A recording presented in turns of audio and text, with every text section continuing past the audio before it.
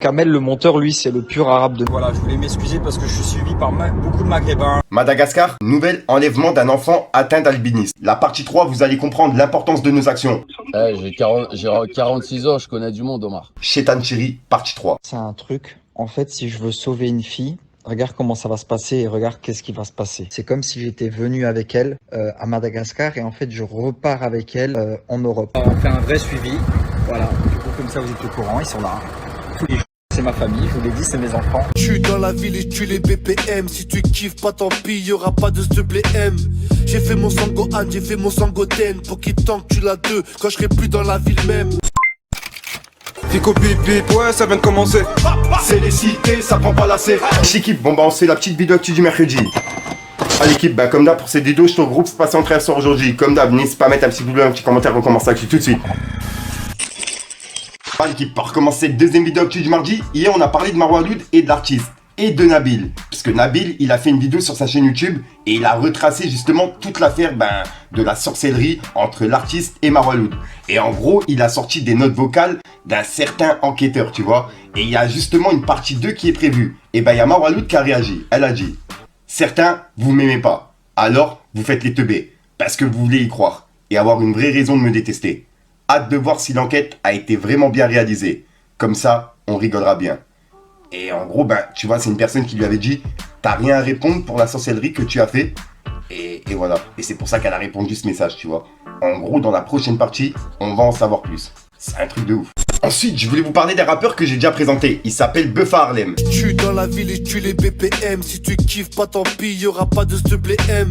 J'ai fait mon Sangohan, j'ai fait mon Sangoten. Pour qu'il tant que tu l'as deux, quand je serai plus dans la ville même. Alors tu vois, après une petite absence de Buffa Harlem, il est revenu sur YouTube avec un clip en 2 parties. Et vraiment, c'est une pépite. Publie avant de partir, vois un peu l'enfer. Juste avant un peu mon visage, je repars tranquille à Harlem. Je tue avec un flingue, je tue avec un bic. Tu lui envoies des poèmes, moi je la tue avec ma bite. En gros, comme le titre il le dit, c'est 2 freestyles en 1. Et c'est punch sur punch avec plusieurs flows différents, sur du boom bap. Et franchement, ça fait son effet. Ça plainte pour toi, ça plainte pour moi. Ici c'est Harlem, demande pas pourquoi. Tu la 22 en personne, la croix comme en Perse. Je suis là pour te rappeler qu'on gagne quand on perd. Voilà, donc voilà l'équipe, il va continuer sur sa lancée. Du coup, je vous invite à aller écouter. Et comme d'hab, pourquoi pas mettre un petit Fico TV dans les commentaires, ça fait toujours plaisir l'équipe. Et je vois tout. Tu méritais un Oscar et un coup de fusil à pompe. Pour finir au soleil, j'ai pas peur de finir à l'ombre. Ensuite, on a Balou qui a réagi à l'affaire de Dylan Thierry et les vocaux qui sont sortis hier, la partie 1 et la partie 2. Et on peut voir qu'il a dit: je suis choqué, vraiment, la fils de puterie de haut niveau. Ça bicrave des enfants. Comment vous avez fait pour donner de la force aux gens de télé-réalité? Et pour le coup, il a vraiment pas tort. C'est vraiment une dinguerie. Vendre des enfants, c'est un truc de ouf. De penser à ça et de le faire, c'est une dinguerie. Bref, et il y a Booba justement qui a publié la 3e partie par rapport à Dylan Thierry. Mais tout d'abord, il a dit Shetan Thierry. Et il a mis un démon. Et en gros, c'est une vidéo de Dylan qui donne à manger à un enfant et qui lui reprend justement dans les mains. Et il va le manger directement. En gros, ce que l'enfant il avait dans les mains, Dylan va le prendre et il va le mettre dans la bouche. C'est un truc de fou. Sachant que c'est des enfants justement qui sont dans le besoin, tu vois. Ça m'a vraiment millénaire quand j'ai vu ça. Regardez.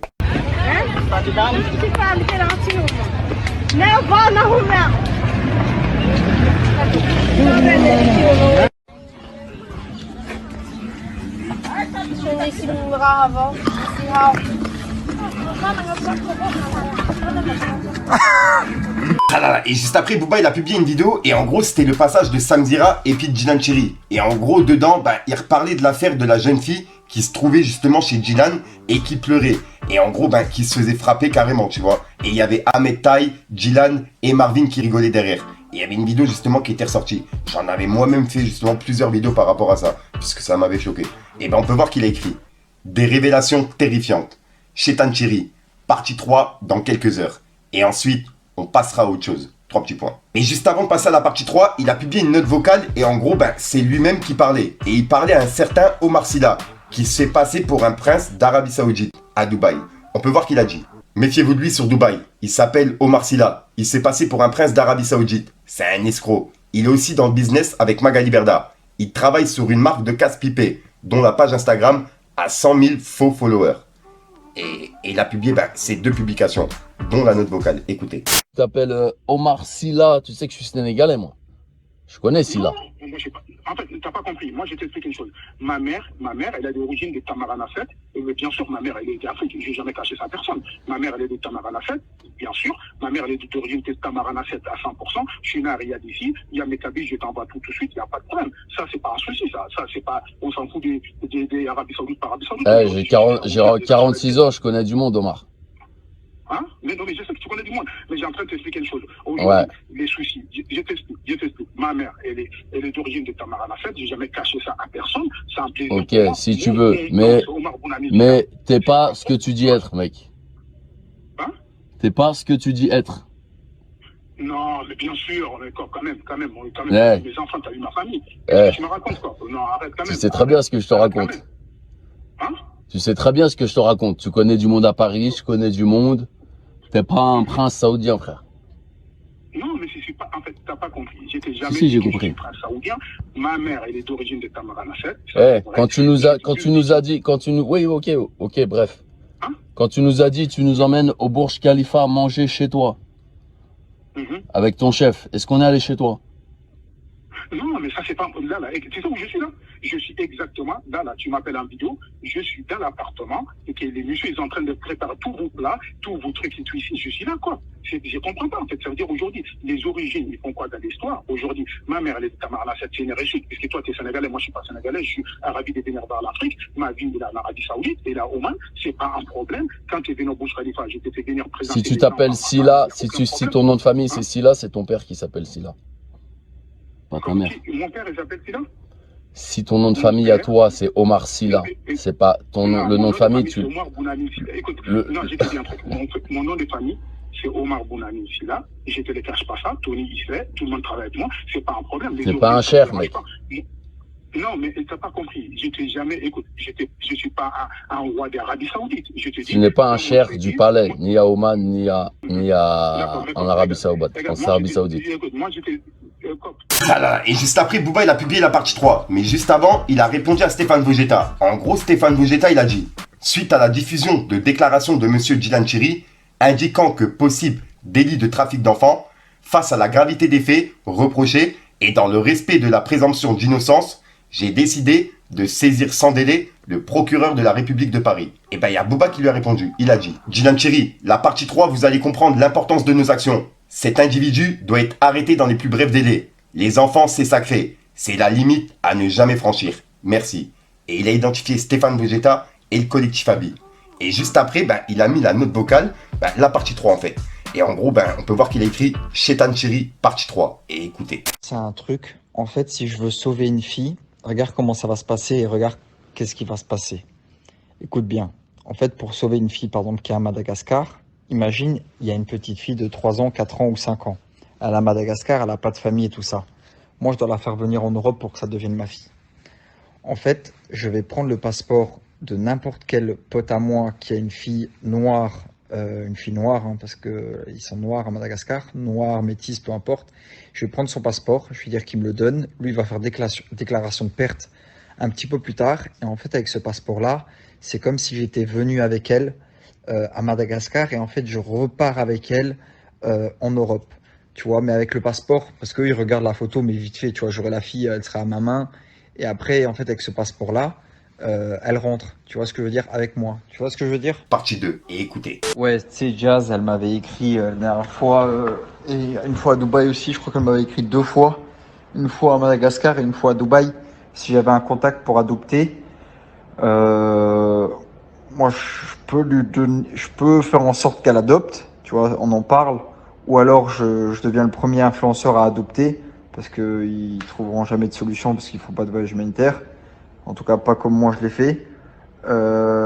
Ou alors je leur donne enfin, tu vois, je fais en sorte de leur demander 100 000 euros. J'avais pensé 100 000 euros minimum, hein. C'est vraiment le minimum. Et je leur dis ouais, venez à Madagascar et ils me donnent 100K et moi je fais tout pour eux pour qu'ils puissent adopter et du coup sauver un enfant. Dis-moi ce que t'en penses. Ouais, après, il y avait les deux choses. C'est le fait, déjà, je prends un gros billet. Et de deux, bon, je le dis pas, ouais, je dis voilà, je dis pas que c'est pour moi. Hein, je dis qu'il y a à peu près 150 000 euros de documents à payer, à régler avec les avocats, les ci, les ça, alors que je prends tout dans ma poche. Et l'autre chose, c'est que ça sauvait un enfant, tu vois. Voilà, c'était les deux trucs-là qui étaient positifs. Ah là là, et là, c'est vraiment un truc de fou. J'espère vraiment que la justice, ça va faire quelque chose. Dites-moi vous ce que vous en pensez, l'équipe, dans les commentaires. Je pense que je suis pas le seul à réagir comme ça. Et il y a Booba juste après qui a piqué Kobalade. En gros, je rappelle qu'il y a des tensions entre les deux. Et ben là, en fait, il a publié un soi-disant featuring qui devait sortir normalement cette année avant les clashs, tu vois. Sauf qu'il y a eu le clash, donc le featuring, il va jamais sortir. On peut voir que Booba, il a dit: j'ai essayé plusieurs fois de feat avec Koba, mais il est tellement mauvais qu'on n'a jamais réussi à faire quelque chose de potable. Voilà pourquoi il est sur Mime aujourd'hui. Il montre vraiment pas l'exemple. Et il a mis un emoji du genre c'est pas de sa faute. Et en gros, il a publié 3 publications, dont justement le son qui devait sortir. Et du coup, il mange avec nous. Voilà, il est déjà midi passé parce qu'on arrive un peu en retard. Mais voilà, il mange avec nous tous les midis. Et on va en faire un vrai suivi. Voilà, du coup, comme ça vous êtes au courant, ils sont là. Tous les jours, c'est ma famille, je vous l'ai dit, c'est mes enfants. Et on n'oublie pas le respect des orphelins dans l'islam qui est très très très important. De énormément faire attention à ces enfants-là, ça rapporte énormément de SNET. Et ça, c'est ma communauté, c'est vous qui me l'avez dit. Je savais que c'était important, mais je savais pas que c'était très très très important. Ah là là, et juste après, il a publié un article et en gros, ça parlait de Madagascar. Et on peut voir que c'est écrit: Madagascar, nouvel enlèvement d'un enfant atteint d'albinisme. Et en gros, je rappelle que là-bas, il y a des trafics, tu vois. Et juste après, il a fait un montage justement qui parle de cet article de trafic. Et juste après, il a mis une vidéo de Dylan Cherry avec un enfant albinos. Et c'est vrai que c'est vraiment bizarre, puisque il y était au même moment, tu vois. Sachant tout ce qui ressort, c'est vraiment chelou. Bref, on peut voir que Booba, il a dit: Dylan Cherry, si j'avais encore des cheveux, je me les serais arrachés.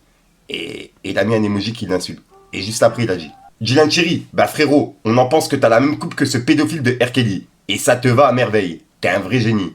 Hashtag RGG. En gros, c'était Dylan Cherry qui demandait un avis par rapport à sa coupe de cheveux. Bref. Et juste après, Booba, il a dit: Dylan Cherry, ils ont dit c'est toi vendredi, quand tu vas aller à la mosquée. D'ailleurs, t'as dit que les audios racistes où tu insultes les Arabes étaient coupés et sortis de leur contexte. La version longue arrive, mon petit pédo d'amour. Et en gros, il répondait à la réponse de Dylan Cherry. Puisque Dylan Cherry, il s'est excusé suite aux messages vocaux qui sont sortis de lui, tu vois. Kamel, le monteur, lui, c'est le pur arabe de... Tu vois, c'est genre en mode, vas-y, j'ai dit oui. Même si c'est un arabe, et t'as vu, j'ai du mal avec les arabes, parce que bon. Après, voilà, le minimum, c'était de s'excuser, les amis. Voilà, je voulais m'excuser parce que je suis suivi par beaucoup de Maghrébins. Et je suis très très fier de cette communauté. Je la changerai contre rien au monde, parce que même quand je me trouve dans des polémiques pas possibles, la communauté, elle me soutient tout le temps. Elle est là derrière moi à me soutenir, à me dire: t'inquiète Dylan, ça va aller, les gens sont jaloux, les gens sont malsains et tout ce qui va avec. Du coup, merci à vous. Désolé si j'ai pu blesser des cœurs, mais au fond de vous, vous le savez. D'ailleurs, c'est pour ça que je suis étonné, j'ai beaucoup de messages de soutien aussi. Et ça me fait plaisir, malgré que je sois dans une sauce pas possible. Mais bon, c'est pas grave, c'est comme ça. Je l'ai cherché, aujourd'hui j'en paye les pots cassés. Mais voilà, en tout cas, encore une fois, désolé, je vous fais plein de bisous. On va s'entraîner. Origine, négro, t'as des tatouages, on a des cicatrices. Donc voilà l'équipe, c'est tout pour cette petite vidéo actu. Dites-moi vous ce que vous en pensez dans les commentaires et n'hésitez pas à mettre un petit pouce bleu pour soutenir le référencement. Et si jamais vous n'êtes pas abonné, je vous invite à activer la petite cloche l'équipe. Fallait que je te parle d'un truc. Je suis dans la ville et je tue les BPM. Si tu kiffes pas, tant pis, y'aura pas de ce BM. J'ai fait mon Sangohan, j'ai fait mon Sangoten. Pour qu'il tank, tu l'as deux quand je serai plus dans la ville même. Paris sous les bombes, Nancy sous ma paire. Ne m'appelle pas boy, à part s'il y a des sous à faire. Du truc. Donc voilà l'équipe, de toute façon très sur aujourd'hui, comme d'hab, j'ai pas cassé les coups trop temps, n'hésite pas à mettre un petit pouce bleu sur les référencements, si tu en penses dans les commentaires, comme d'hab, si t'as pas envie de mettre un commentaire que tu m'adores trop grave, c'est juste pour référencement. Donc voilà l'équipe, et ouais, je le rappelle, cette semaine, il y a un survey de Sergio Tacchini qui a gagné. Donc pour les personnes intéressées, dans cette vidéo, je vais vous poser la deuxième question. En gros, il y a 3 questions qui sont posées cette semaine, et vous avez juste à répondre aux 3 questions, et si jamais vous répondez juste, vous nous donnez justement vos coordonnées Instagram dimanche. On va justement sélectionner une personne dans les commentaires qui sera annoncée dimanche, et voilà. Donc je vous invite vraiment à être à l'affût, et pour cette question, on va poser, citez-moi 2 clips de rap dans lesquels Saïd Tagmaoui a joué, puisque je rappelle qu'il a joué dans des clips de rap. Donc vous avez juste à me citer 2 clips dans les commentaires et je rappelle que vous pouvez commenter plusieurs fois, ça sera pris en compte. Donc voilà l'équipe, pour ceux qui veulent participer, le survey c'est un L, c'est un Sergio Tacchini tout simplement. Je vous les ai déjà présentés en vidéo, mais bon, pour ceux qui les ont pas vus, je vous les remonte, puisqu'ils m'ont envoyé un colis pour moi et un colis pour mes abonnés. Donc voilà, pour ceux qui n'ont pas suivi, je le rappelle. Et puis moi je suis déjà sort pour me micro sur une vidéo et une nouvelle exclue. Et je vous invite vraiment à participer pour justement gagner. Il n'y a rien à perdre, t'as capté, c'est le game.